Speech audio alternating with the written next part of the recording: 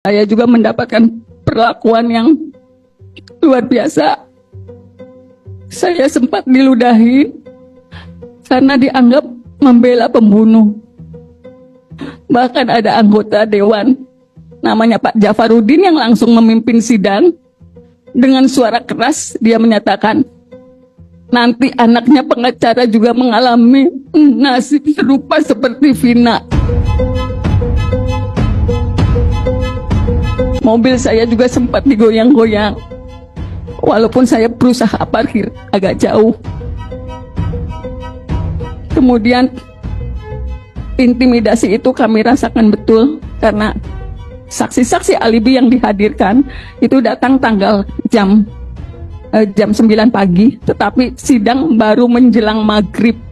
Kita kondisi sudah sangat lelah, psikologis kami juga sudah rusak, karena semua saksi juga sepertinya sudah ada yang menginformasikan kalau saksi-saksi itu akan meringankan Saka Tatal. Jadi saksi juga mendapat perlakuan yang sama. Kemudian dari Kejaksaan Tinggi juga hadir di ruang sidang Saka Tatal.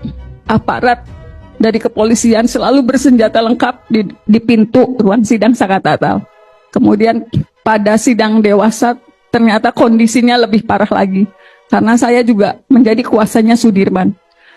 Sebetulnya di ruang sidang dewasa itu 2 perkara sekaligus dijadikan satu. Nomor perkara nomor 4 dan nomor perkara nomor 3.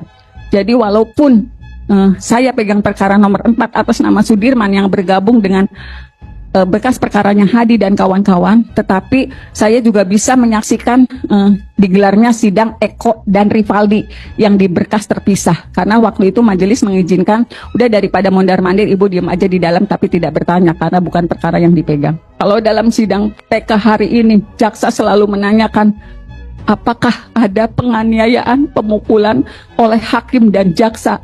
Sebetulnya saya yang bisa bercerita. Secara psikologis kami dirusak betul-betul oleh penyidik yang masuk dengan membawa pistol untuk memberikan keterangan, dan jaksa sama sekali tidak pernah memerintahkan pistol itu ditaruh. Justru yang ngomong pistol itu disimpan karena kekhawatiran justru dari pengacara.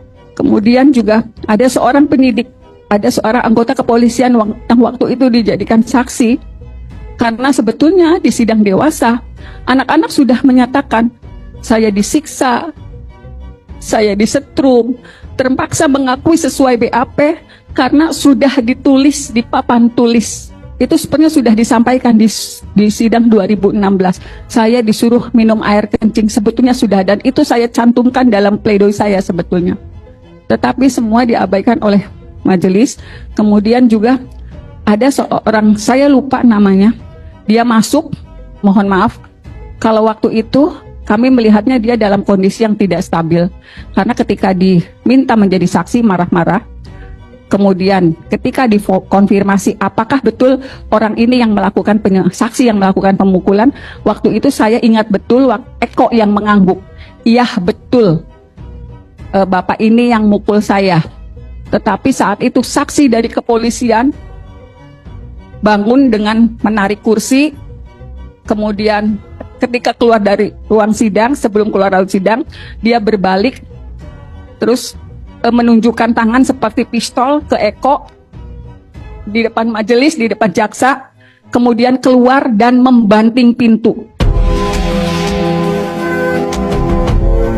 Saya sebut penganiayaan secara psikologis, dan itu tidak siapapun berani menegur.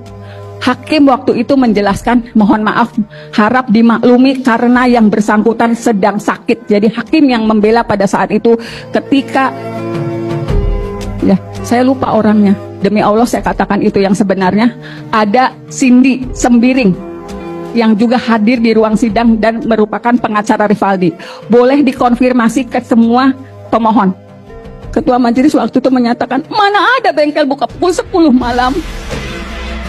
Jadi semua keterangan saksi yang disampaikan itu selalu diarahkan sesuai BAP ketika karena Saka Tatal dulu yang dimintai keterangannya. Jadi pembelaan saya waktu itu hanya berdasarkan keterangan-keterangan saksi di persidangan, walaupun ditolak seluruhnya. Saya yang hadir di situ di 2016, sebetulnya saya yakin Pak majelis, Saya yakin nggak pernah ada peristiwa pembunuhan dan pemerkosaan yang tertuang dalam dakwaan. Karena ternyata saat berjalannya proses, dari dakwaan saja sudah banyak masalah.